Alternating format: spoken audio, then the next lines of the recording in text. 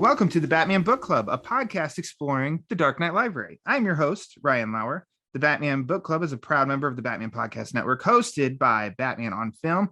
Just go to batmanonfilm.com, click on podcasts, and you'll find the Batman Podcast Network full of other Bat-related shows that also like to dive into other nerdy subjects we all love to frolic about in our free time. Now, thank you for listening to episode 90. Joining me is a very special guest. He's the current writer of Teen Titans Academy. He's written for Masters of the Universe and Transformers on Netflix, but I don't want to speak for him, but I'm sure he'd agree, perhaps the most important thing he has ever done in his entire life is adapt The Long Halloween in animated form. It's Mr. Tim Sheridan. Tim, thank you for coming to the show. Ryan, I have to say, my husband would be very upset for me to say that the most important thing I ever did in my life was adapt The Long Halloween. He's not listening, is he? He won't listen. He's at the office. I don't know. Okay. No, thank you for that introduction. Yes. I mean, I'm not going to say that it's, adapting The Long Halloween isn't one of the most fun things I've ever and terrifying things I've ever done. Perhaps the most terrifying thing. There you go. There you go. It's the most terrifying. I'll rework that introduction. I'll fit that in there. Yeah. I would like to, of course, we have a lot of fun stuff to talk about. But I have to ask, since this is your first time, asking me to come on and talk about comics, because normally I'm out there. I just have, typically, especially this past summer, I've been out there hawking my wares. I feel like I'm just constantly having to go out and promote something that's everything I ever did got released this past summer. So it's rare that I get to just talk about stuff that I enjoy and that's kind of like influenced me. And so I really appreciate it. Thank you. Yes, you accept the invite graciously. And I mean, we talked and met through Batman on Film and getting to interview and talk about The Long Halloween there. And we termed you as writer extraordinaire. And I asked if maybe today you could put on your fan cap and just be fan extraordinaire and talk some Batman comics. And I think that would be a fun discussion. And and you accepted, in which, since you're the guest, I have to ask, it's your first time on, what is your favorite Batman story? We're going to talk about it today. Okay. Well, then we're going to skip and we're going to hop to it. Okay. Let's not even tease with an appetizer. Let's go right to the main course and let's talk some Batman comics. So when I reached out to you, I asked if you'd like to be on. You said yes. And I said, okay, cool. Let's revisit and think about what you'd like to talk about. And you came firing back with Batman Year 3 and A Lonely Place of Dying. Yeah. And you came firing back with, I just did those. I've done those on the show, Tim. But okay, let's do it. Let's do it again. Well, I said, you and I had a great little back and forth where I was just like, look, I mean, if you want to talk about, for me, what not only my favorite story is, and I like a lot of people consider this Marv Wolfman arc here of Year 3 and Lonely Place of Dying as one story. But that, that period, in time was when I had recently hopped onto Batman, and it was just a defining time in the comics, but it was a defining moment for me in my life that led to the life that I live now. And so there's no more important story personally to me than this story, and professionally as well. And I think that a lot of people feel that way. I don't know. I mean, I don't. Sure. There's so many great stories, but guys who are my age, I think, point to this time in the history of Batman as being formative. So for me, it was really important. Having said that, when you said, "Oh, I've recently done it" on the show, I was like, okay, well, I don't know if you said, like, is there something else you would do? And I think I pitched you maybe like stories literally right around that time, like, Aparo stuff and like things that were like the Many Deaths of the Batman that led right before. Because you could, I live in this bubble of 1989 Batman. I mean, this story that we're going to talk about came out the summer that that the movie came out. Yeah. So there was just, it was as all the news media at the time said, Batmania. It was Batmania, right? But I felt like I was in on something special.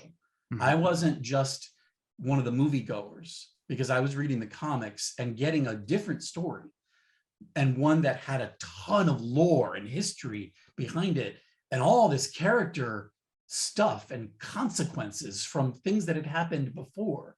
And so for me, that's why these stories are so important. And I was very grateful that you said, you know what, if those stories are important to you, then let's talk about them. And so well, I think a word you said even was they left such an impression, or you said they were impressionable. And I think that brings a lot of value, and that right there is a new angle to revisit them here, is because what you ended up doing with your career of getting into, in screenwriting basically, and comic book writing, and some of these characters, in that world. And so I think I was like, that would be really cool to see, what did you read here that you took away from, and you kind of, as you kept going on in years, kept bringing you back to these issues. I think that's a really cool connection. That's it. It's a touchstone for me, because look, I don't know how this stuff works. Like, it's very possible that these weren't the first Batman comics I ever read, but it's possible that because they were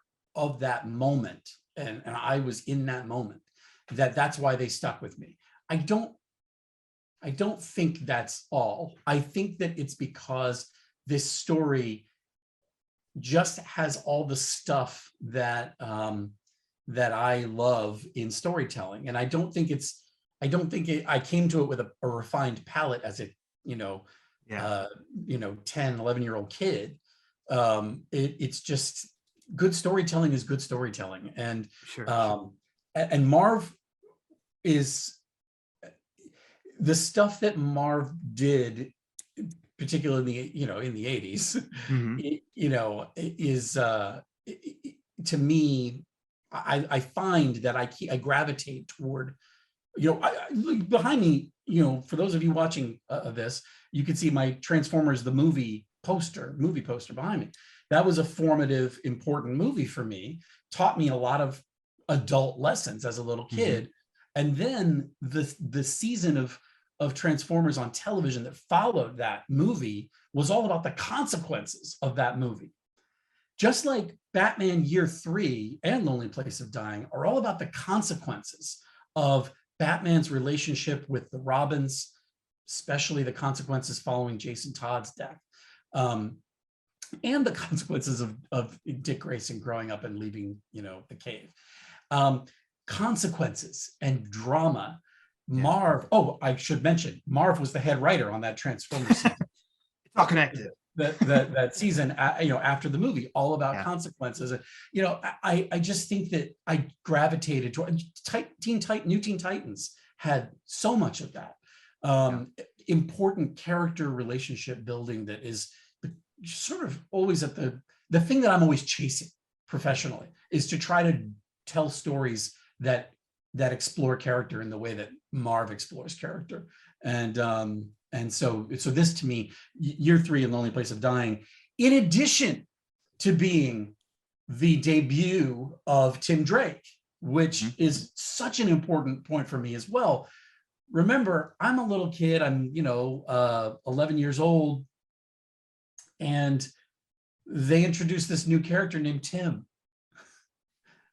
And come on, Tim is a kid who loves Batman and Robin, and it knows everything about them. He's the ultimate fan, and he knows who they are when other people don't. And to say that I identify with this character is an understatement. It was like it was written for me. That's how it felt as a kid, and so that's part of why this story is so important personally to me. Well, usually the first couple of questions, you may have answered all of them that I always ask when it comes to. I tend to just drone on. I'm sorry. It's perfectly okay. They're tuning in to hear you more so than me. The quick background of the two stories of Year 3 and A Lonely Place of Dying is that Year 3, Batman issues 436 to 439, written by Marv Wolfman, illustrated by Pat Broderick, released in 1989, physically, digitally. They're currently on DC Universe Infinite, and the Tales of the Batman by Marv Wolfman collection, and Batman Caped Crusader Volume 2. A Lonely Place of Dying continued in that Batman run, issues 440 to 442, as well as the New Titans 60 and 61, written by Marv Wolfman, co-plotted by George Perez, and then illustrated by Jim Aparo and Tom Grummett. That too is released in physical issues, digitally, a trade paperback, the Death in the Family Deluxe Edition that came out last year. I think they're also on DC Universe Infinite. Tim, did you happen to read these before this recording? And if so, what versions? I did. I read them before this recording. For those who are listening, I'm holding up my copy of 442. But I didn't read the physicals. I read the digital versions of these. I find because it's just a thing now. I've gotten into reading the digital stuff because I'm working in comics, and it's so easily accessible. And I also with books like this, I don't want to give them too much wear and tear. Yeah. So I'll tend to go to the digital and leave these guys alone. Also, by the way, those New Titans issues that tie into Lonely Place of Dying were edited by my friend Mike Carlin. I just want to say that. All right. Mike, who I worked with on the adaptation of Reign of the Supermen. You see the poster there behind me. Yeah. His very cool. In the Superman comics. Yeah. And by the way, also Denny O'Neil edited the Batman book then, which I think is no small reason why I really fell in love with Batman comics at that time. I think, I don't think there has ever been anybody like Denny O'Neil at the helm. The other thing, by the way, we didn't mention is that all the covers are by George Perez, the great and powerful George Perez. Yeah. And they are some incredibly impactful, beautiful covers. They just leap off the shelf at you. And while I think that the change up in the artists between Year 3 and Lonely Place of Dying, Lonely Place of Dying is a little bit more my style, speed, that stuff I tend to go for. Para.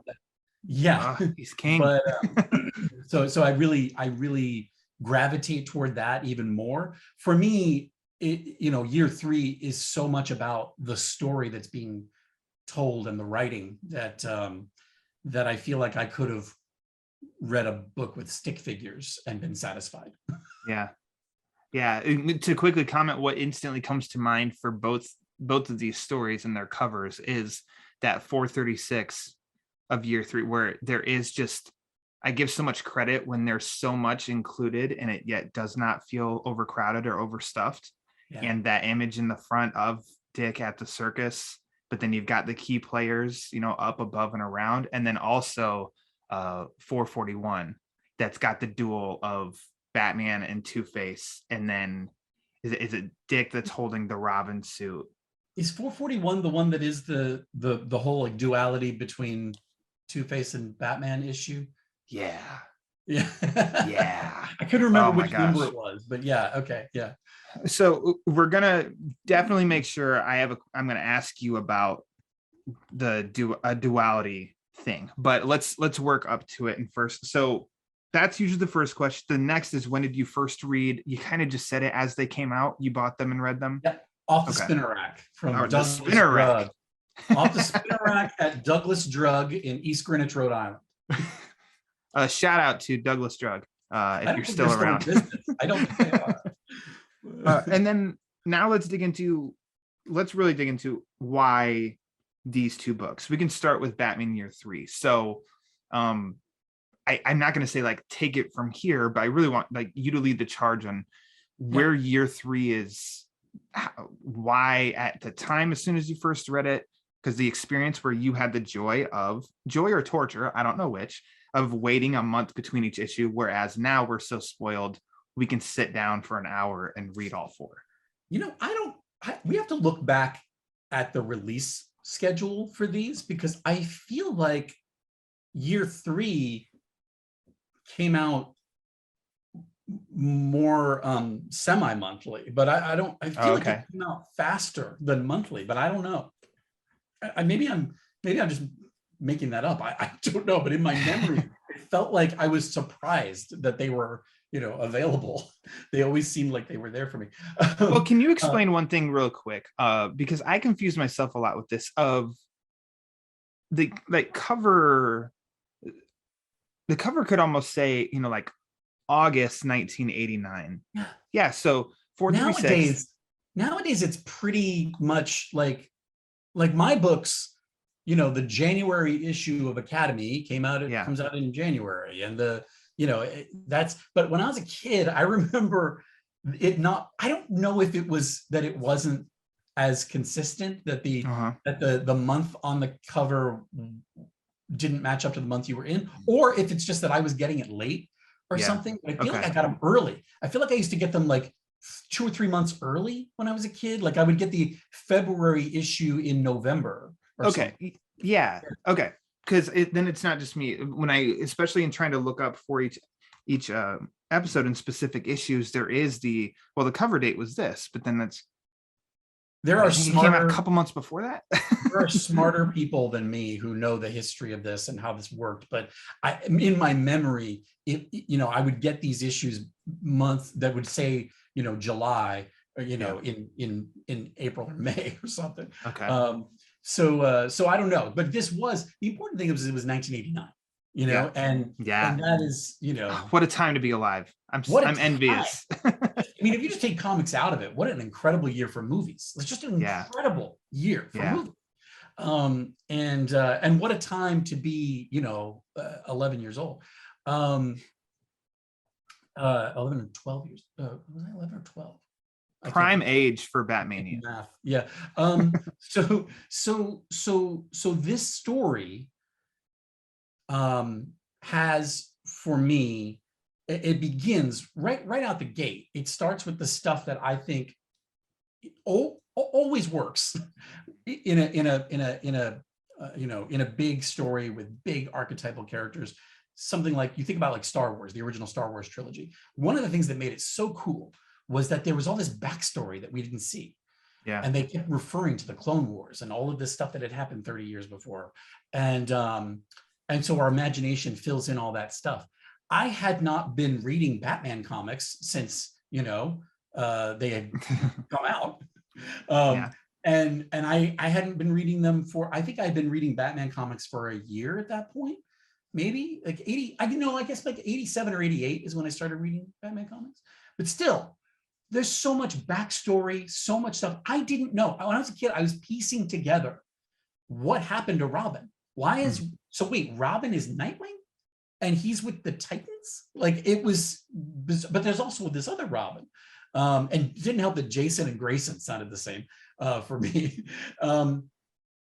And so, but that was the fun of it, was sort of piecing it together. Well, this story comes along and begins with a real rooting in the history of, or at least not the history, but like it just starts and tells you, here's where we are in terms of Dick Grayson and Bruce Wayne and Jason Todd.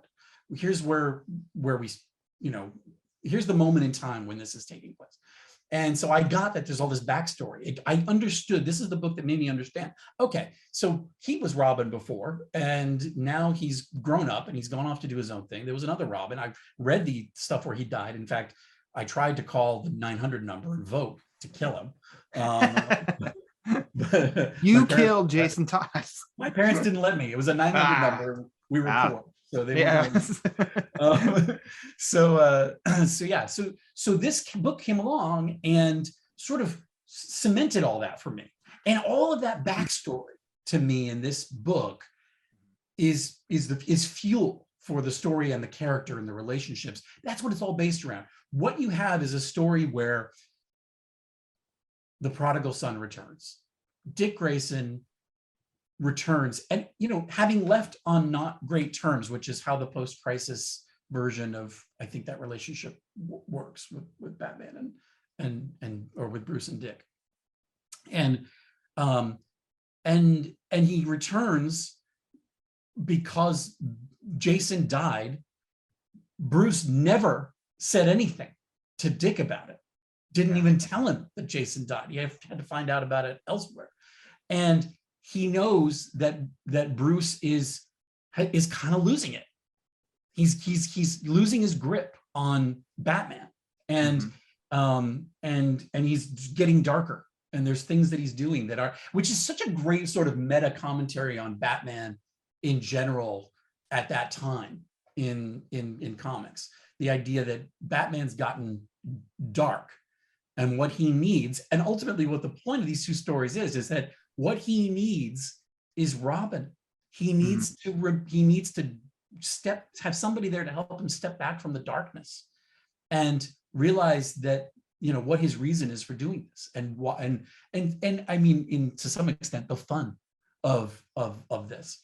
It's a meta, I think, commentary on where Batman was at that time, not only, with what was happening with, in the comics. I mean, obviously the Jason Todd thing was dark. We had, Dark Knight Returns, and then Killing Joke, and all that stuff at that time was really looking at Batman through a very dark lens. I mean, it started in the 70s, I think. Maybe earlier. I guess he started kind of dark. But to use Robin, I hadn't seen that before. I hadn't seen, and I don't know when I look back at it now if I've seen that earlier than that. The idea of Robin being a tempering force for Batman,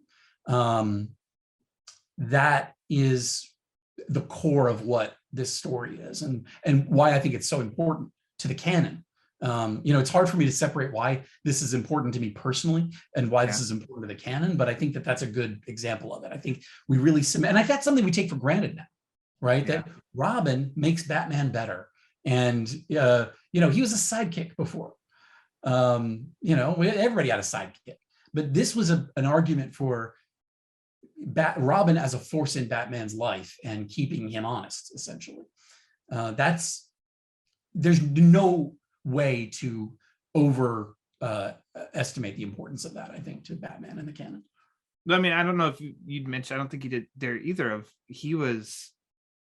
I think Marv Wolfman even said he's always visualized, Robin is, 13 or 14. And if you are 11 or 12 at that time, and this new kid is named Tim, I mean, that's almost like a gateway for yourself in the sense of visualizing, hey, here's, oh my gosh, what if that was me? And seeing this world through his lens, that's got to be really identifiable for you at that point, doesn't it?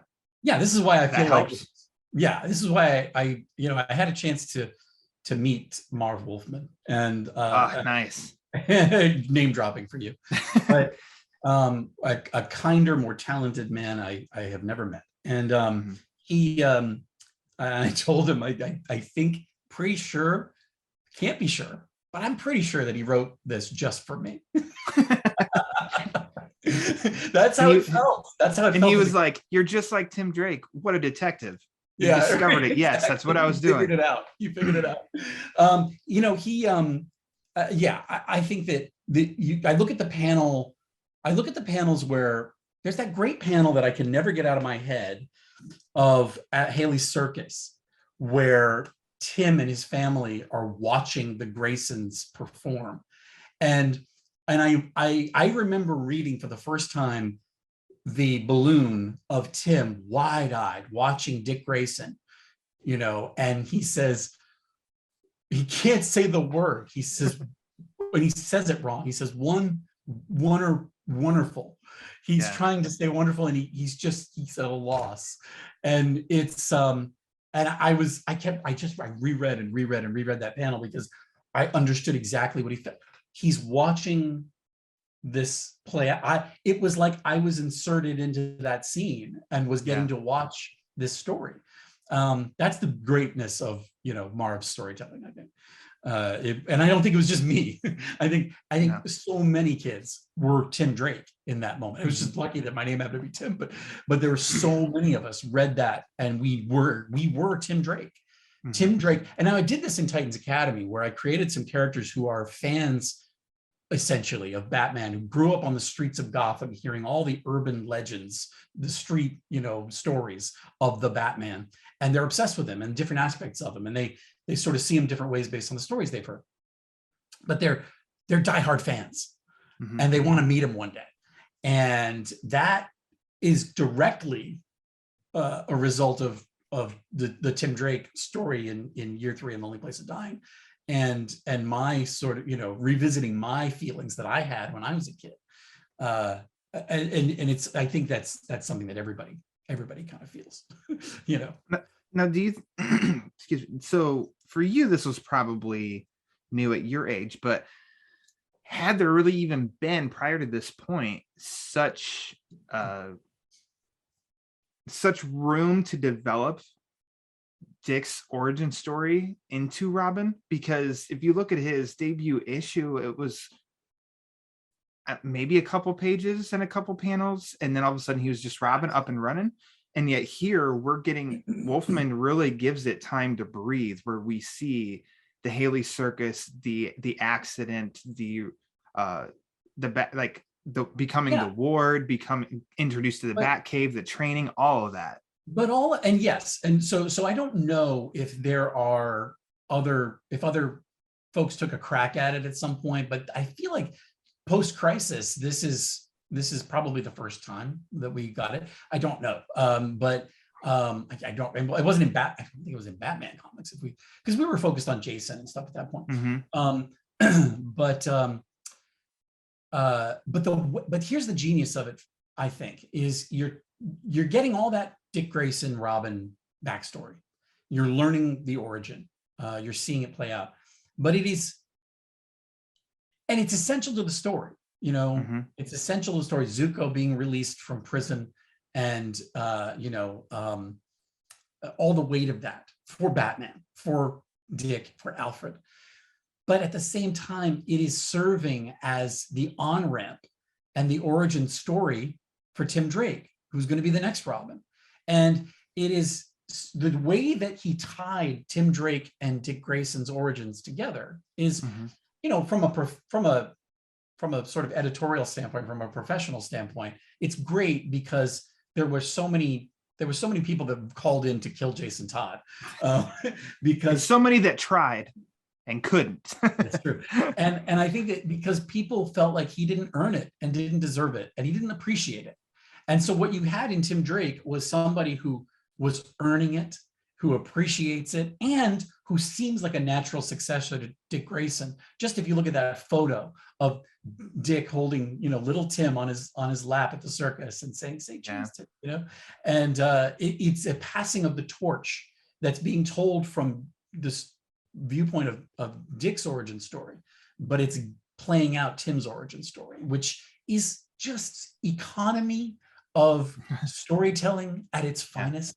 And I had no choice but to accept Tim Drake because of that. That was personally. So, I mean, you mentioned the Zuko aspect, and I like how all of this, so all of that ties back to, I mean, it really does, of Bruce and Dick in the relationship there. And I do like Alfred's always there at the hearings each time. The parole hearing, that he should not be released, because what about, it's not what an Alfred story. What an incredible Alfred story this whole thing is. The grandfather who is the caretaker, who is trying to hold these people together.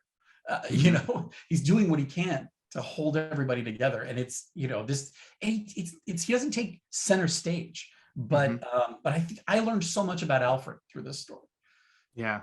I really love his, I mean, and that's what I was saying, even Alfred's inclusion here, it all just ties back to, he's not sure how Dick will be with Zuko being released. He's not sure how Bruce will be with Zuko being released. And then, I mean, that's just kind of like its core of it all. Then we also get the origin here. I don't want to say I forget, but it's like the whole other mob gangsters angle is a total like, oh yeah, that's in here. sort of deal. But I don't mean that in such a negative way. Well, It's just, it's always about, to me, Dick's origin and then the Zuko release. but keep in mind, this is why this is such a great Batman story, Bat family story, is we're also not talking about, this is ridiculous, we're not talking about Batman.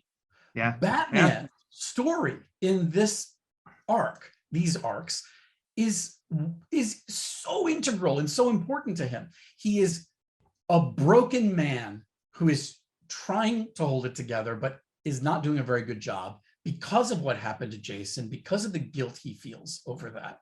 And how that ties into how he feels about how things ended with Dick as well. His rejection of Tim Drake when it comes to it, outright, because Robin is dead and there's never going to be another Robin.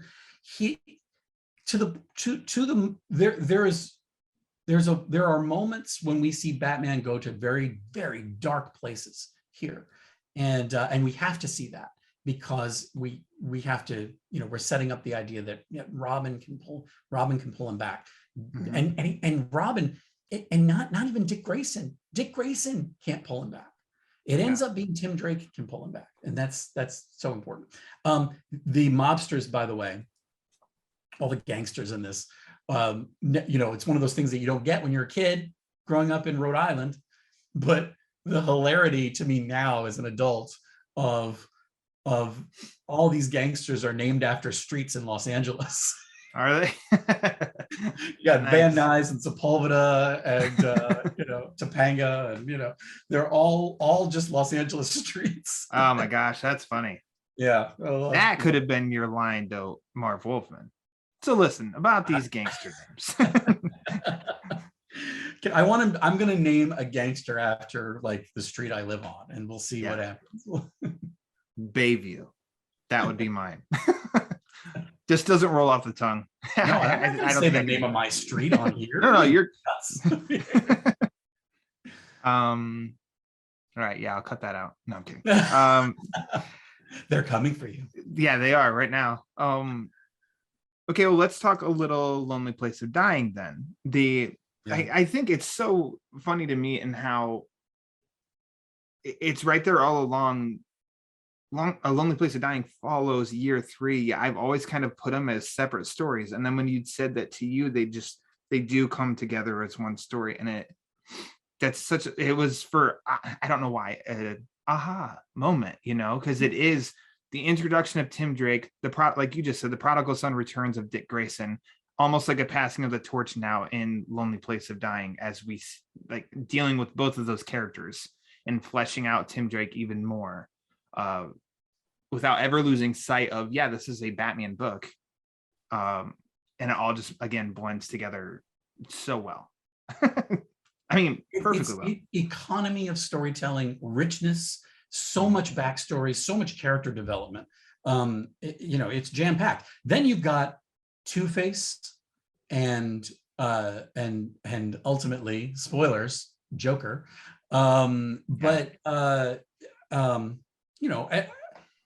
The Two-Face stuff in Lonely Place of Dying, as you may know, Ryan, I have a certain affinity for the Two-Face Batman relationship.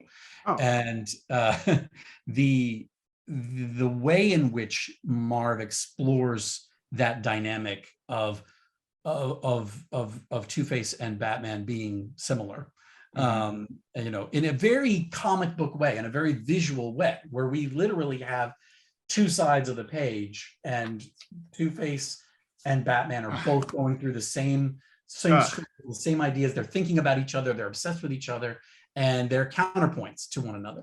The duality of that is look, I can see how someone might look at that and think, oh, this feels very on the nose. It feels very, modern storytelling. We might shy away from something that is kind of in your face. It's like, it's making a very clear point about these two men, or three. But I think at the time, especially, I don't know that anyone really thought of Two-Face and Batman quite in that way. And so when you think of it in a historical context, this to me was before, the 1990 annual and before Long Halloween. And so this was my on-ramp to Two-Face, and thinking, oh, this is a really substantial villain in the Batman canon. And I never thought about how these guys were similar and could be similar, but Marv, gives us that. So speaking of, this page right here. Yeah. This is a great, this spread is great. For anybody listening, not watching, it's in issue 441, and it's right at the beginning, right? It's like pages 2 and 3. Yep, exactly. Pages 2 and 3 and 441. As a screenwriter, how do you script this? Oh, it is complex, but I mean, it's great, but it's also it's complex because it does work in a perfect way of, you can read all of Two-Face's side and then read all of Batman's side, or it works perfectly as the spread. Each spot you can go back and forth, Two-Face Batman, and it's all, you see that duality, you see that connection between the two.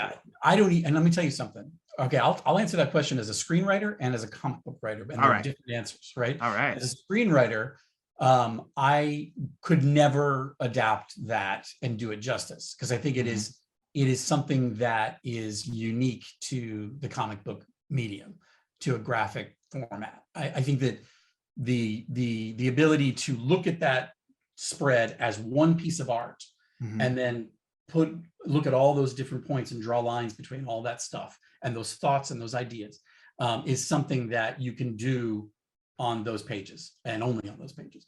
If I tried to adapt it, it would end up being sort of cutaways between the two characters, and it would be what I said earlier about it being on the nose. That's where it would really hit, that it's just too on the nose. It would be too cute by half if you did it on screen, I think.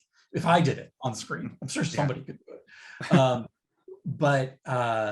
So it would end up being not believable, I think. So it would be a monumental task to do that justice when it is designed for this spread. It's designed to be experienced like the way that you're experiencing it right now.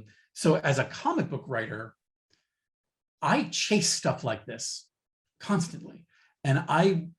But the way that we create these stories today in comics, I often feel like my back's against the wall, and I don't know that I can get it done, because unless the artist and I, the penciler and I, are in a bullpen together, doing this, talking about it, and I'm sketching stuff out and showing it to him, and he's doing the, throwing in his ideas, which we do over email and over, in lockdown times, over our computers and over stuff. I don't think that I could get it done quite as well today, in the way that we do it, just the way it's realized. I also think that this was a special moment in time in comics when you had Danny O'Neill and Marv Wolfman and George doing covers, and Jim Aparo doing pencils. And I mean, these are particular geniuses. So there's no, I'm never going to be able to do it. So this is where, for me, this is something that you and I have talked about, which is, this is like looking at a magic trick. Yeah. I look at that double page spread and I think, how did they do it? How do you pull off that? How do you pull that rabbit out of that hat? Because I want to know. And I can sit here and try to figure it out until I'm blue in the face. But probably the unfortunate answer for me is, oh, well, those were geniuses. Yeah. That sums it up. At the peak of their careers. Maybe if you run into Marv again and you can just be like, so just by chance, do you have your scripts for Batman 441 that I could take a look at? Just wondering. And I actually keep them right here in my wallet. Here you go, Tim. What I would give to look at those scripts. It's so complex, and I don't mean to sound as if so I don't even such an obnoxious fan, but it's just something that does fascinate me, and sometimes you like something so much, I do want to see how it was made, and that it's such a complex spread that works perfectly on different ways that I would just like to see where's that blueprint. Let's see how they came up with this. So keep in mind too, that spread sets up the rest of the course of that issue. It does. Where that's the way that story is told throughout that issue. And so it's telling you, here's what we're going to do with these characters in this issue, and then it doesn't. So it's a perfect sort of representation of what you can do in this medium. I feel like it's also reflective of Wolfman, because in the Death in the Family Deluxe, it includes a writing. I don't know what he would have written it for in 2011, where Wolfman even said of, at my time, it was, I was spending many hours in a library trying to come up with Two-Face 2 somethings. The internet obviously wasn't there then, so it was a lot more difficult. In which, as I'm reading it this time and reading Two-Face and the whole like, well, what about this? No, it doesn't work because of this. I'm kind of like, you hear that Marv Wolfman? You hear Marv. You hear and it's not only Marv. It's Marv standing in for every one of us. All these writers. And it's great that he did it with Two-Face. But I'll tell you where we hit it. I'll let you in on a little industry inside knowledge, which is where most of us, when we talk about this stuff, where it hits is Riddler for us. Where Riddler is to create satisfying riddles that are interesting, fun, also that are smart and would challenge the Batman, is one of the occupational hazards in this job. Ultimately, what Two-Face comes up with too, I thought right away of like, man, this could have been a Riddler angle of clues to put together and all of that too. But I mean, it worked on the twos for Two-Face. And it's almost like, how we find out at the end that Joker has been manipulating Two-Face, and he's a voice in Two-Face's head. Two-Face thinks that it's his, his other personality, Big Bad Harv, talking to him or whatever. And but can you imagine if it was Riddler? Could have worked. It had to be Joker because it was an important, bringing him back after Death in the Family was a thing that was, that was all part of the larger story. But your point about what he ends up concocting, if he had been led there by Riddler, what an interesting pair those two would make. Yeah. Oh my gosh. Okay, so in this is where we really get. So it's really funny, the timing of our recording this episode, because the last episode, I almost talked about the end of this journey of Tim Drake becoming Robin. The last episode we talked about including Batman 457, which is where he gets his suit, full-on suit. Well, that's where he really becomes Robin. Like, it's sort of like, the end of this is, maybe. Yeah. We'll see. I mean, we can see it going that way, but it's not like he doesn't get crowned at the end of Lonely Place of Dying, which is, I think, really great. Mm-hmm. It spreads it out a little bit more, and it's a little more realistic. It's like, okay, Batman just met him, so let's see if it works out. Yeah, and so this Lonely Place of Dying gives where we see that Tim really. So let's see, that would be we see him in 440. 457, so 17 issues where he is earning. Is that right? 17? Because 442 is him when he puts on the old costume, and then so it's wow. Yeah, I mean, I guess we don't see his face in 440, so we see his actual face because we only see his camera and weird angles that we don't see who he is in 440. And I think 441 is when we actually see Tim Drake himself. So you could say it's still 16, 17 issues, but I mean, at that time. Actually, I feel like we see him first in the Titans issue, the first Titans issue. I think you're right. Yeah. I mean, maybe I don't know, but I feel like I was surprised by that when I reread it. I was like, oh, Tim, actually, we see Tim for the first time. And I think Starfire tells us it's a kid, but we don't know that it's a kid that's on the trail. He says it to Cyborg. So how grueling in your shoes at that time and I know I said this last episode with Andy about this, of we're spoiled now because we don't have to wait a year and a half for this to finally get us the Tim Drake is finally Robin. And at the time, you even said it could possibly have been bi-monthly at that time, stretching it or two issues a month. Is that what you mean by bi-monthly? I don't know. Yeah. Oh, yeah. Okay. Wait, is that semi-monthly? No, semi-monthly. Okay, got it. I always get that confused. Every 2 months. Yeah. Which I would love as a comic book writer. I wish that I could take 2 months to get another book out. That would be so so yeah, so that wraps up to Tim. A Lonely Place of Dying is really getting us introduced to this character, giving us, I mean, they're pushing it hard, but I don't think pushing it too hard on this kid. And the emphasis is not, I want to be Robin. It's no, Batman, for your sake, you need a Robin. And deducing that Dick Grayson is Nightwing and used to be Robin, and how Dick, you need to go and help him as Robin. All of that. Now, have at it, Tim. How was your mind at that time reading it, and the impression that this made on you then, and you keep going back to and such?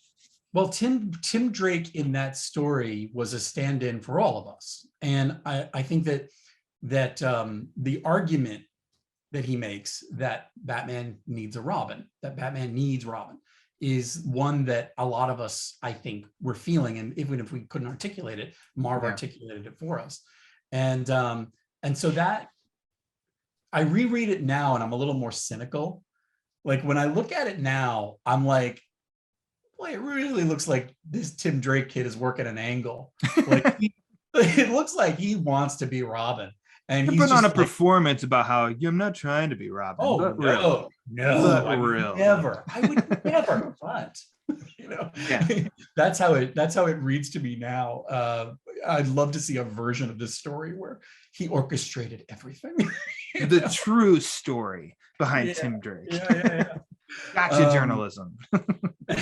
Because there's so much sugar in that cake with him. He's, you know, but there needs to be, because you know, if you're going to introduce a new Robin at this point, after everybody voted to kill Robin, you know, you better make sure that this is somebody that you can believe in and that stands for you, who is a stand-in for you as a reader, as a kid reading these books. And that's the genius of it. I think that you know, that's what works about it, and why Tim Drake is an essential piece of Batman canon, you know, to this day. Yeah. Okay. I don't know. Was that what was your question? I don't even know what the question was. I don't know. I was just like Batman, and then you were like Tim Drake, and we went with it. So it sounded pretty good. Sure. What did you think? I know I had a question, and I just derailed myself. Oh, this podcast. This is a good show. Thanks for being on the last episode of the very last episode of the Batman Book Club. Yeah, you're supporting it with that lovely T-shirt for nothing. It's short-lived. It's dying. I hope people are buying T-shirts, because I don't think this thing's gonna. It's tanking. At any moment. So okay, well let's go into you brought up the new Titans. So first of all, I think for a crossover story like this, you got Jim Aparo on the Batman books. I mean, intimidation factor to try and get art that is in the same ballpark, so that it's not detracting from reading. I think Tom Grummett does a really good job on the Titans book. I haven't read that Titans book. I don't know if he was a consistent artist on it or not, but I think it's not. It bugs me, and I can only understand as much as I can as far as business wise. If a story dips in and out and has a mix of artists, it just really takes me out. This almost has a nice, consistent, fluid look. I am so embarrassed right now, but I thought George did the interiors on those books. Did he not? He did not. He was a co-plotter. Oh yeah, I did layouts, right? I mean, learn me. I'm sorry. In 61, you're right. In 61, Tom Grummett is pencils, but in 60, which is part 2, the first one, part 2 of Lonely Place of Uh-huh. Dying is George on pencils. Okay, got it. Layouts, So Tom Grummett pencils. basically, when you're Tom Grummett, I think at that point you're just trying to keep up with George. Okay, I would got think. it. All right. Well, then, I mean, that, no offense, So Tom, but we're that both makes wrong. no offense, Tom, but then it does make more sense how that is a little bit more seamless than if you've got mostly George Perez Yeah, with I the mean, Paro. yeah, I mean, look at that. I don't know. I mean, for me, if you're comparing and contrasting styles, to me, the big contrast here is between Year 3 and Lonely Place of Dying. I don't Yeah. even, to me, the story in Lonely Place of Dying, I don't even make a huge distinction in my head of the different styles within that story. It's the Mhm. contrast to Year 3 that's a big jump. But again, because the storytelling is so good and because the writing is so good, to me, that's what I'm following. And that's Yeah. just me in general as a comic book reader. I mean, I think that you gravitated a lot toward visuals when you were a kid, right? Like Yeah. that really was something that's how you found your way into these stories. Later on, I realized there were words that meant something. I distinctly but that's so common. I mean, that's the point of Yeah. comic books. I mean, you should find your way in through the art. I was a weird kid who read, I read books. So to me, before I came to comics weren't the first thing I read. So, for me, I was always looking at the words, and I think I still, maybe to a fault, still kind of really focus on the words more than the visuals. And sorry, artists I work with. But yeah, I think that to me, that's why this works, is because I'm following that. That's what's the thread that's keeping this whole thing together. It works. It worked out well for me in the sense because, like, I forget, this might have been the New Titans 60 of Batman on the gargoyle, and Yeah. Two-Face flipping his coin is in the very last panel. That image would always just like stay in my mind. It was embedded in my mind on Lonely Place of Dying, but I couldn't ever tell you what the text was. Right. I just know the visuals that drew me in. There's but not much. No, there isn't, and it's all definitely interior of Batman. But then it's as I got older, going back and reading it, it was nice because then the words stuck with me more that time. So it's like revisiting really, really helped. I could talk about this stuff for hours because there's so many things. Like I came to comic books last year, right, as a writer, and there's so many things that I've been learning. And I'm working with a guy right now who's pretty well established, who has been teaching me the lesson of economy in terms of words on the page and how impactful storytelling in comics can be without dialogue or without any words at all, and how to use that judiciously and be able to still communicate what you're trying to communicate, and ultimately in a better way often than if you just jam pack it full of words. Marv's stuff can be very, he's not shy about giving you a lot of balloons and a lot of conversation and a lot of omniscient captions and stuff, and I love that. Back to that, a lot of words, right? But people often point to that with Marv, that his stuff is like that. And for me, that's, especially because I work in TV, I think in terms of dialogue. So, I love reading comics like that. But what I'm learning now is just how powerful, a wordless panel can be, or in an economical page like the one you were showing with Batman earlier. That's the kind of stuff that really sticks with you sometimes. So that's why, visuals can be your way into these stories, especially when you have great, amazing artists like these. For me, also the covers, I get so turned around on covers. I think oftentimes when I'm working at DC, I've worked with people, with editorial people who just don't, there's some people who just don't care that if the cover has anything to do with the story. And there's some people who are the opposite. We really try to make sure that the problem is you do the cover typically much earlier, and sometimes the story develops through the process, and it doesn't end up being reflective of what you did for the cover, but it's already out there. But when you have the covers like these that are so impactful, that the George Perez, and you talked about that, they're, you could look at this and think, oh, that's a busy cover. There's a lot of things on these year 3 covers, and even in the Lonely Place of Dying covers, a lot of colors. But if you can pull that off and put a lot of information there that makes you feel like this is an epic event, and it jumps off the shelf at you, there's alchemy and magic to that George, is a genius about. So for all the different aspects of between the visuals, the art, the interiors, the covers, and the words, I think for these stories, it all comes together. There does feel like there's a slight difference in terms of Marv's approach to year 3 versus Lonely Place of Dying. It feels like there's a little bit more economy in Lonely Place of Dying. But I wonder now, doing this for a living, I wonder if that's a function of, just year 3, there was a lot of information to get in there, a lot of character development to put in there. I struggle with this all the time. If I could, it would be all balloons in my book. It would be all balloons all the time, because I just keep writing, and people keep talking to each other. But there's an interesting development that happens between year 3 and Lonely Place of Dying. I understand that. Side note is, I'm glad you do, because I have no idea what it is. Summarized pretty good.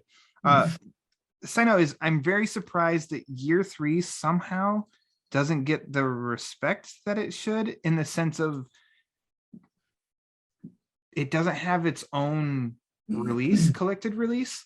Last year in Death in the Family, the deluxe edition, they did Death in the Family and Lonely Place of Dying. And I'm just kind of like, man, year 3's that chapter 2 of that trilogy. I'm just really, I don't know what. It is really the Batman part of it. It's if you're gonna, it is the part that most, I think, gets us into the psychology of Batman and puts us in his head. So and it's got huge swings and important moments in the history of the character. So it's surprising that that's the case. But I think that's why I'm glad we're talking about it. I hope people revisit it. Go and read these stories. It's strong. It's very strong, and I think that it kind of deserves being included. So I'm glad that it's at least gotten some kind of collected reprints included in long runs. It's better than nothing. And you have to look at it also in the context of the canon and the history of the character, and where things were in the books at the time, and what we have taken from this story that we still accept as common practice and essential to the characters today. It is definitive in that regard. Mm-hmm. So as we're going to start inching towards wrapping up, because I know we could talk all day, I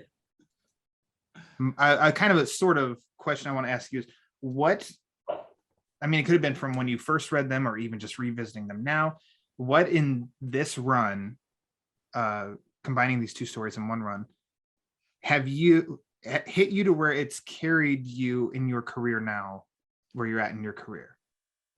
I think I talked a little bit about this, which is the thing that I understood as a kid reading this that I've never been able to shake, is the concept of consequences and prodigal sons returning, chickens coming home to roost, all those great things. The idea of a whole world of story of, between these characters. We're talking about Batman and Robin, who, if you reduce Batman and Robin to just, Silver Age or Batman 66, which you can do as a kid, I think. Like my big exposure to Batman as a kid was Batman 66. And then I pick up Batman year 3. And it's like, oh, Batman and Robin have some issues. There's some stuff we got to figure out here. And even as a kid, I understood the complexity of that and was fascinated by it. And that's the kind of thing I haven't been able to shake. My whole career, I think I have chased that kind of Marv Wolfman thing of people doing their best, but not always succeeding at relationships and at trying to be the best versions of themselves they can be. The way that you tell the story, I think a lot of times storytellers unfortunately get stuck in a position, I think this is an editorial thing, get stuck in a position of presenting a character. Also, by the way, I'm willing to say this, there's a lot of gatekeepers out there who scream, out of character. And I am here to tell you that storytelling does not happen, that drama does not happen unless you are willing to walk that line and even cross it sometimes. Because the only way we can understand a character and understand who they really are is by seeing who they're not and seeing them go like we do in real life, behave in ways that are not who we are or who we want to be. And if we can see that, then in relief, we can see, the good stuff, the other side of it, when we're pulled back, like Robin pulls back Batman from the darkness and reminds us, it's basically Tim Drake is the gatekeeper in the story saying, Batman's out of character, we got to do something, and pulls him back into the light a little bit. Mm-hmm. That is where good storytelling happens. Batman can't always be perfect, he's got to make mistakes. Nightwing can't always be perfect. These guys have to make mistakes and screw things up so that, like with Jason Todd, as Batman feels he did, and so that we can then understand, we understand them better. We understand why they do what they do, and what, to me, it's there. I had a professor in college who said it's drama. It's not about the day nothing happened. Yeah, exactly. It can't be. Yeah. And so that's why we have to see Batman go to a place that we know he shouldn't go, and be able to sort of then bring him back. I'm working with this stuff all the time in my books. And I think that it's where the best storytelling happens. And it's because people like Marv were willing to go out there and show me a Batman that was so different than Batman 66 for me, but that was so real.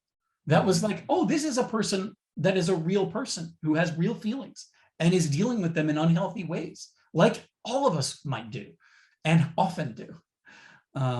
Humanizing Batman and Robin and Nightwing.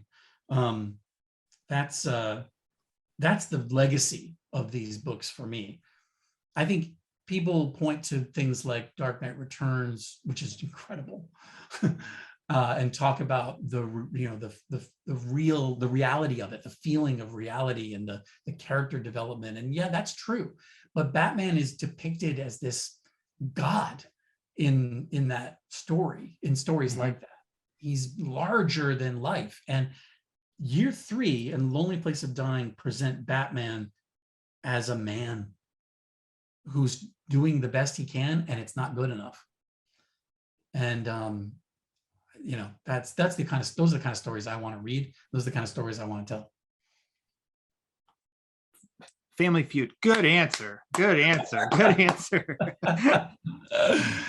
Well, let's hop into some favorites real quick. And I'm not gonna go from each book. Let's just go the whole run here. What is your favorite part of this run? First of all, how dare you? Because how can I pick out one favorite part? But I was very happy that I know your list of questions. So I thought about this a little bit. And I think it is the moment in Lonely Place of Dying when it's a crucial moment, but it happens just in one panel at the bottom of the page, when Batman is rescuing the Wright twins from the plot that Two-Face has concocted. They're tied up. They've got a grenade attached to the rope.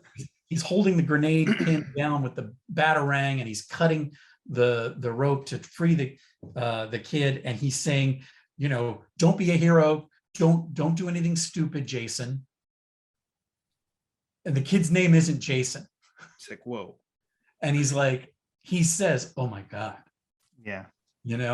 And it's just this world opens up of Batman's psychology in this little panel, and he sees and we see it. And to me, that's the whole thing. It's the moment of him coming to realize why he's doing what he's doing, why things have been bad, and attributing it to his guilt and the feelings that he feels about Jason and the things he didn't get to say or should have said. It's all right there. And that's a crucial, important moment, and it's great storytelling, and it's the kind of thing that I only picked up when I read it again. And now I'll never shake it. It's been there all along, but that'll stick me every time reading it now. Of like, that's a good link back to what the whole thing is about. So what's well weird done. Is one of those well kids done. I think is named Richard. I think it's like Alan and Richard, the Wright twins. The Wright brothers. Yeah. And so if he's calling Richard Jason, then it's even weirder. Not even close. Well, I just in terms of the Robins, you know. Yeah. Oh man. How about a even worse favorite panel? Yeah, you're the worst person ever. But for those watching, I screenshotted the panel and I'm going to hold it up and we're going to excellent talk about it. But this is from, well, I'm going to give you two because I'm a horrible person. I've done that too. This is from, there it is, from year 3, right? And it's Batman pointing the gun at you, the reader. And that moment of, you know, where we wonder if he's really going to do it. And he's lost it. It's a beautiful, perfect panel, great composition, and it's terrifying. And it's pointing at you. And that's what's great about it. The Lonely Place of Dying panel for me is this one, which is shaving, which is Batman having been sort of shamed. I think, as I recall it, he's like shamed into getting back to work. Or I don't know if he's shamed into getting back to work, but Alfred says some stuff to him and it gets him out of bed. It's kind of defiant, I guess, but he's going back to work. He's putting on his costume and he's shaving. And he looks, I don't know, it's such a real moment. By the way, no dialogue in either of these panels, right? We talk about impactful panels and there's no dialogue, you know? But to me, that's Batman. He's so human there. He's putting on his shirt and he's shaving off that stubble and he's getting back to work. And I love panels like that. Reminds me of Us Weekly would have that image for Batman, be like, see, just like us. Batman shaves too. They're just as ugly as we are. How about, would you like to see this adapted in animation? Mr. Animation King right here. King. That's right. I'm king. Yeah. I will tell you that I pitched it. Okay. Warner Brothers. And for a hot minute, we were really moving down that road of adapting this in animation, and that's not to say it won't ever happen, but we ended up going in a different direction with the stuff we were doing. But when given an opportunity to pitch a story, this was the one I pitched. As in both of them together? And I think, it would have been year 3 and Lonely Place of Dying as, you know, Batman Year 3. I don't know if that would have been the title, but that's what I was pitching. And ultimately, you know, we didn't end up doing it. But I think that it's still, the reason I pitched it is because I think it's perfect for a cinematic adaptation. I think that it would be a huge character piece, which if you've seen The Long Halloween parts 1 and 2, you know, is I may have seen it once or twice. That's something that really interests me in telling these stories. And I think that, and the question is, can you bring something new to it in adaptation? And frankly, I'm not sure. I mean, like I talk about that Lonely Place of Dying stuff with Two-Face and Batman and the counterpoint between them. And I don't think I could, that'd be out the door. I don't think I could really do that in an adaptation, me. But so, you know, it would be a situation where if I could bring some new stuff to it, I would. Hopefully somebody, if they ever do this story as a movie, you know, they'll bring some kind of new angle on it, but that will maintain the love for the original material and point people back to the books and you know, read those comics, because that's where it lives as far as I'm concerned. I asked you at the top of the story, what's your favorite Batman, or at the top of the episode, what's your favorite Batman story? You said we're going to talk about it. So did you mean Year 3 or A Lonely Place of Dying? What, Ryan, you are the worst. How dare you? I refuse to separate these two stories. Okay. All right. These are one story, regardless of those. It's almost like like each issue has a different title. If you ask me to pick out which one title of the issues Makes sense. Okay. is that's marketing. I'm not going to separate them. Well, total disclaimer, I knew what I was getting into when I came up with these rules when I started the show, because I off mic sweat and go through all this just as much. I'm like, but wait, what is it? It's not called that. I mean, the last episode was about those 3 issues, 455 to 457. It's the first and second chapters of that is called Identity Crisis Part 1 and 2, and the third one is Master of Fear. So I was like, wait, is it more of Identity Crisis or is it Master of Fear? What do you call this? What would I name the episode? Like, you tell someone who's not connected to it, like my fiance, and she'd be like, just call it The Issues. if you held a gun to my head, oh boy, and I had to choose between these two, I would choose Year 3 because of the richness of that story, and because of all of the sneaky Tim Drake origin story that's coming in during a Dick Grayson origin story.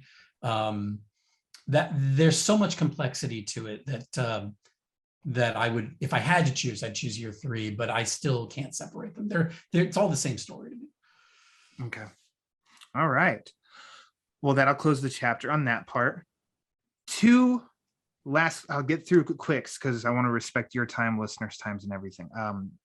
Every episode comes a new Batman poll, and this is Robin related, so it's perfect to include you here. The last poll I put up was, which Batman villain do you like seeing Robin take on the most? 45% of the votes. Which Robin? Deathstroke. Completely up to you. So the choices were Scarecrow, Riddler, Joker, Deathstroke. And majority ruled by a nice margin and saying Deathstroke.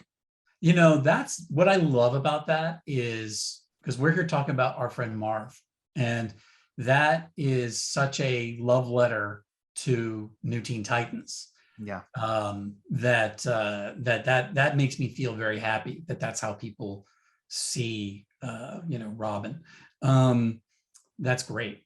Because us being how we are, we'd be like, well, it was Deathstroke and Dick Grayson, and Dick Grayson was Nightwing, so he wasn't Robin. So is that even, we get so into the trenches on specifics with that, but a lot of people kind of just didn't care. They're like, no, Deathstroke, I think. And which, hey, I respect their answer. I mean, Jason Todd would be Joker, Tim Drake would be Two-Face, Dick Grayson, I guess maybe Deathstroke. Yeah, maybe Deathstroke. So now the new. Or what would you think? I mean, then there's so many more Robins too. I mean, then it's I'm just thinking about the first 3, but I don't know. What would I think? Yeah.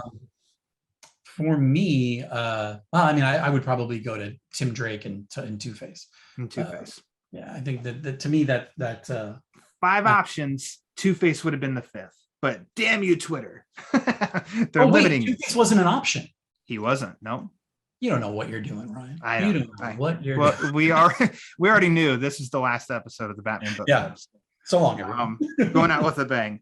So the new Batman poem, which by the time you hear this, if it's not up, hang in there. It's going to be up as soon as it can. Which story is more crucial to Robin's history? Year 3 or A Lonely Place of Dying? So you keep saying Robin like he's one thing. So there's too many, how do you interpret that? Like, am I supposed, what am I supposed, what about Damian? How are these be crucial to Damian? I don't know. I think, can I thank you for not putting Damian in The Long Halloween? Just thank you. He's not in it. Exactly. He's not in it, but you could have said, let's try something new and all that. Thank you for not doing that. I don't like that. He's not. Carry on. I'm not going to try to reinvent the wheel. I just tried to make it work as a movie. Crucial. For me, it's always going to be Year 3, because it's 2 Robin origin stories happening at the same time. Because we're getting Dick Grayson and Tim Drake, even though the Tim Drake of it is subtle and we're not really getting the payoff till Lonely Place of Dying, the foundation is all built in year 3. And so therefore it's so important. It's, it would have to be year 3. All right. I came up with the question. I'm not sure, because before you said that, I almost would have leaned Lonely Place of Dying because of the introduction and for Tim Drake, what then sits on his adventure with that Robin. Because it cements the argument that Batman needs Robin too, which is hugely important to the canon. So. Exactly. But then what you just said for year 3, I think is fully valid, to where now I don't know what I'm going to answer. Well, you better pick something. I'll pick something. I pick something. I promise. Make me hold up the Batman holding the bat gun to your head. Yeah, the bat gun. You wake up and you're staring at that. What do you do? Like, well, prayers.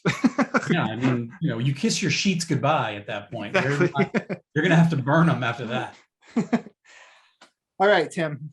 Rapid fire. I sent out the bat signal, asked people if they had any questions for you, and we have some. Won't get through all of them because I need to wrap up. I think I've said that about 5 times now. This I is promise terrible. that I will. Okay, let's do it. Go ahead. But it's gonna be okay.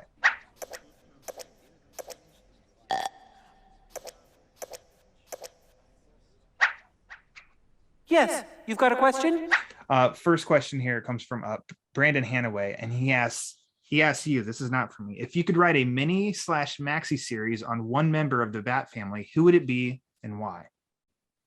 Tim Drake, because he's the character I've always identified with, and I think we talked about this during the show. So I think that Tim is somebody that I've pitched it already. So, okay. But there's nothing in the works. But it's definitely something. Yeah, absolutely, Tim Drake. All right, thank you, Brandon, for the question. Javi, he's a big Robin fan here. He says, do you think any of the other Batman year stories, so 2, 3, 100, 0, would translate well to animation? What's your favorite Batman comic era? And thanks for your answers and your wonderful work.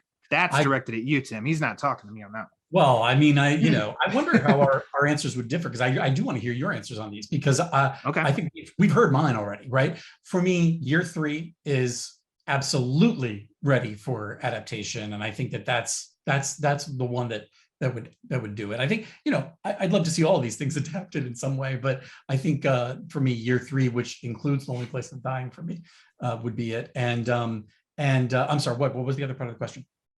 Favorite Batman comic era? Oh, yeah. Well, again, we know for me, it's, late 80s, Batman. It's a great time. Danny My favorite, and even more specific, this Marv Wolfman run. My absolute favorite. I think mine would probably be what kind of follows. That was, and I just talked about that too. I got a stack of comics from Batman 436 up through 465 at one time. That was kind of my introduction to Batman. The favorite kind of run, Alan Grant, Norm Brayfogle. Love that run. Incredible. I've been talking about Brayfogle a lot lately on a project I'm working on. Yeah. Very cool. All right. All answers will be, or questions will be, I don't know. All will be revealed. And all will be revealed. When does this drop? This should drop on the 20th, January 20th. Well, pay attention to the news tomorrow then. On January 21st? Yeah, which is also my birthday. Which is interesting. Hey! Yeah. Happy birthday, everyone. Tim has shut down the Batman book club. That's his birthday present. Because I don't know how to run it. For me, as far as year stories and animation, I do think year 3 would be great. I do like year 2. It has a great 80s vibe to it, but I think of the year stories, if it's not year 1, year 3, I think is the next strongest. How does it work? Year 2 was it not called year 2 when it was released? They added that later. Is that right? Or it was the other way around? They took the year 2 off of it. I think that there's different. I don't think it was called year 2, either when it first came out or when they reprinted it. I don't remember. I've only known it as year 2, but my introduction to that was when they did the trade release of it, in which it was called year 2. Surprisingly, we're 90 episodes into this show, and apparently this is the last one, and still haven't talked to year 2. Nobody's not really the last one, everybody. We're just at the go. Don't email me and say thank God. Actually, no. It could be the last one. Buy T-shirts and yeah, send money. yeah. Please give me money. No. Thank you, Javi, for that. This is Night of Malta. He said number 1. Loved the Long Halloween. Nice work on that one. What was your favorite part of Nightfall, and could that be one in the works in animated form? My favorite part? Yeah, that's a. I don't know. Have you ever talked about Nightfall? I mean, not publicly. Not publicly. Okay. I will say that there was a point years ago, several years ago now, when I and a very prominent producer in animation were kicking around the idea of doing Nightfall as a series. Yeah. We didn't get too far with it. We just started kicking the idea around. Some ideas. Yeah. All right. Yeah. What did you like about? This is why it's hard for me to talk about this stuff, because it's like, I don't know, maybe I get to do it someday. I don't know, maybe. You throw that out there, people love to start hashtags and stuff on Twitter, and they'll be like, justice for Tim, let him launch year 3 animation. And I've been so mistreated. I need justice. Do you have a part that you liked that stands out, top of your head like that? I don't off the top of my head. I haven't read it in years. But gotcha. But so nothing off the top of my head, but I love just in general, I love stories that take our hero and break them and then we get to rebuild them again. And so Nightfall is just a kind of a perfect example of that. So just generally that's what I love about it. And so I think I love the Nightfall part up to Batman getting his back broken, because when I first read that terrified me as a kid. I was like 8 or 9 when I first read that, and to see that final page of Bane walking away and Batman's broken and laying there, and I'm like, this can't be it. And then because I came from small town, which we didn't have a spinner rack that stayed up to date, I didn't know what happened for another 3 years. What? So, 3 years? That's how I was left, was I don't know how this Batman's dead. It was tough. It was tough. So wow.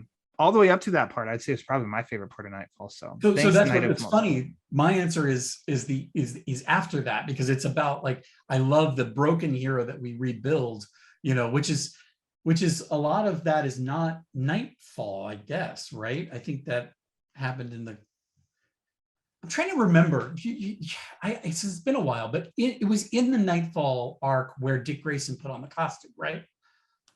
I don't remember Dick putting on the costume, but we're talking also pre-1800 pages of comic book. I know, I'm so bad at this. I have the worst memory. I'm getting old. But but didn't Dick do it before Azrael? I don't remember that. All right. Well, I don't remember. You know what? Now I know what I'm doing today. We appreciate your angry Twitter responses today about this. About us not knowing and remembering the canon. I don't know. Thank you all in advance for educating us in the kindest way possible. Yes, exactly. This one, JJ asked, "What's up with the domino mask under Jason's red hood?" What? It took me a while to remember that.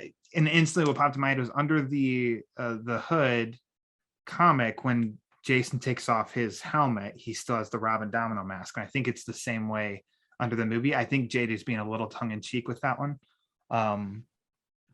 Talk about off topic. We're talking about books today in which Jason Todd is dead and buried. Yeah. What's with the domino mask under it?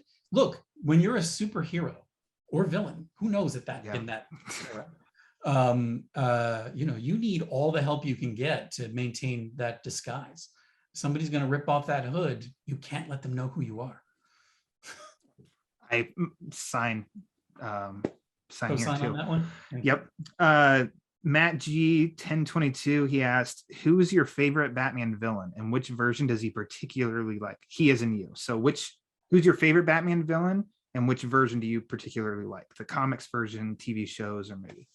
Look, I'm gonna say an answer, and I just want to make sure everybody knows that you can't hold me to it for the rest of my life. And also because I'm just picking one, and it's not even probably, who knows what's true. I love so many characters, but if I have to choose one, I'm going to choose Two-Face, and not because of Long Halloween specifically, and but because of Lonely Place of Dying and the 1990 annual. Those to me, that was all around the same time, and it just made Two-Face so interesting and complex.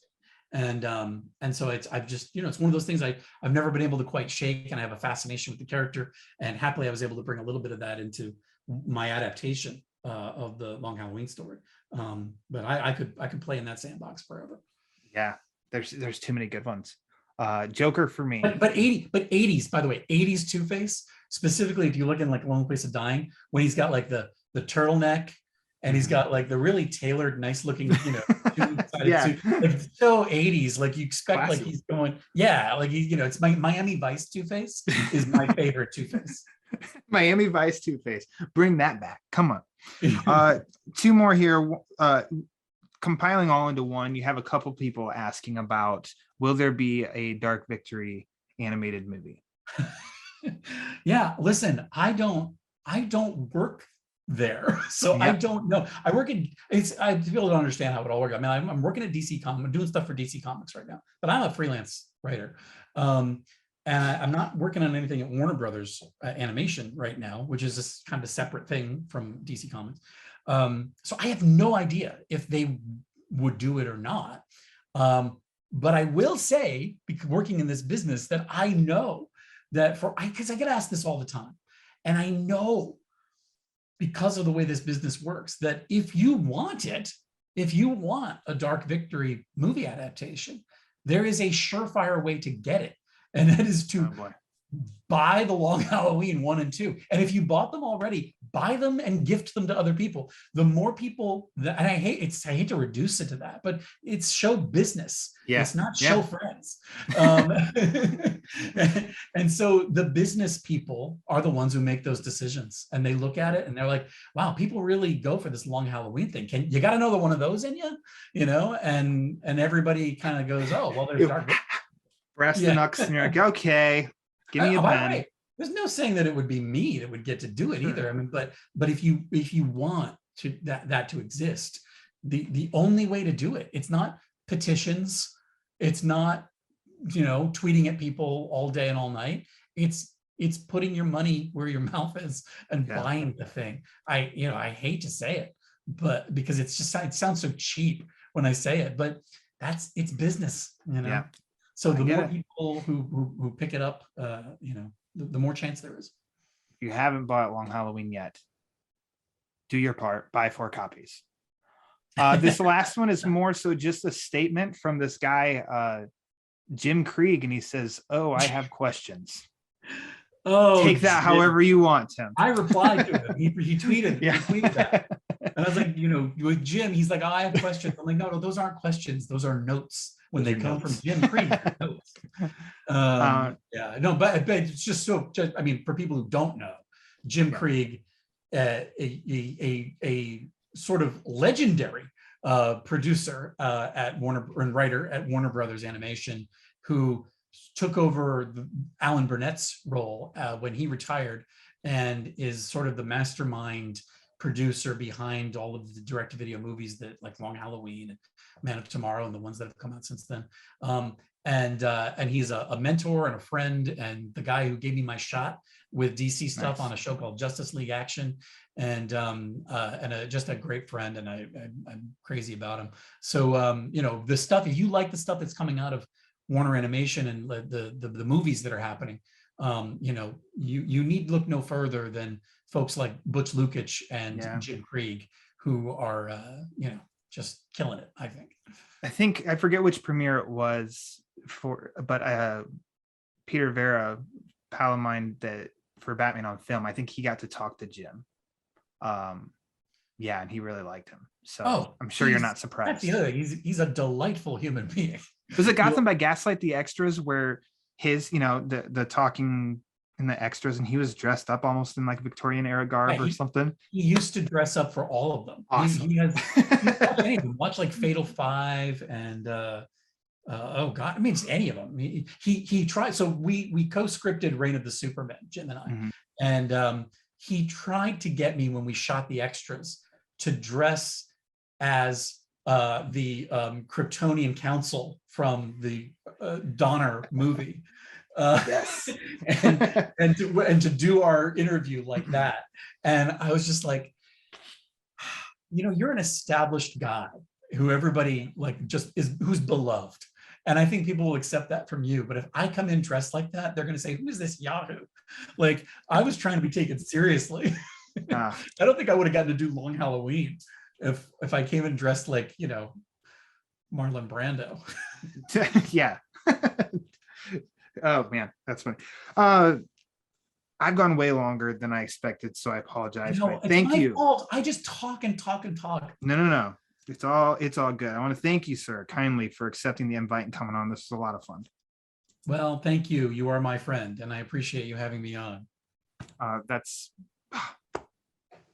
done. Why don't you go ahead and plug away anything and everything you'd like to, in case people don't know where to find your stuff.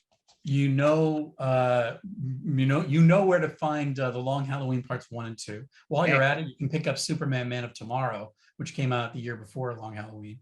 That was a lot of fun. Yeah. It was a lot of fun. I don't think I got to tell you that. I really liked it. It was supposed to be the third movie. It was supposed to be the movie after Long Halloween Part 2. But it got moved up in the production order. Andy wrote Sergeant Rock. I wrote with the Simonsons, with Walt and Wheezy Simonson, Sergeant Rock, which was a short that Bruce Timm made. And I did a short for the awesome. Losers that's included on the Batman Long Halloween Part 1 Blu-ray. So I love doing those showcase shorts. Those are a lot of fun. Yeah. So there's that stuff. Obviously there's a lot of fun stuff you can look at on Netflix. Transformers War for Cybertron and Masters of Universe Revelation. Masters of Universe Revelation trade paperback for the 4-issue prequel series is coming out next month, February. So pre-order that if you can. The trade for Teen Titans Academy, the first year of that book, is going to be out, I think, in March. So you can pre-order that now at your local comic shop. And the big thing is, stay tuned for tomorrow. I believe it's tomorrow, the 21st. There'll be a little announcement about something that some friends and I are doing, and that we're really excited about. And we hope you get excited about it too. So, awesome. And it may have some significance to you and your listeners. Can't wait. Fantastic. Like I said on the top, or say at the end of every show, if you're not already, you can follow Batman Book Club on Twitter at the Batman BC for upcoming latest episode drops, and sometimes some giveaways. If you want to write in for questions or comments, you can do that at thebatmanbc@gmail.com. You can find my comic reviews and other articles and interviews like the Long Halloween Parts 1 and 2 with Tim here that I did with Bill over on Batman on Film. If you have any money left over after buying your 4 copies of the Long Halloween and you want to help support the show, you can do it through patreon.com/thebatmanbc or through TeePublic, where you can get some merchandise like the t-shirt Tim's wearing today. T-shirts, hoodies, notebooks, stickers, anything at all. You can do that at the TeePublic store. But if you want to support the show and you don't want to spend any money at all, that's 100% A-okay. The way to help spread the show is through the Apple Rate and Review. You can do that at Apple Podcasts. Link to that page is in the description of this episode. The more reviews it gets, the more it helps spread the word. And as we all know, the word is panic.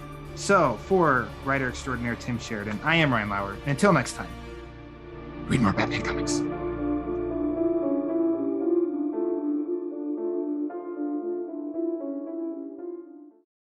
Lawrence!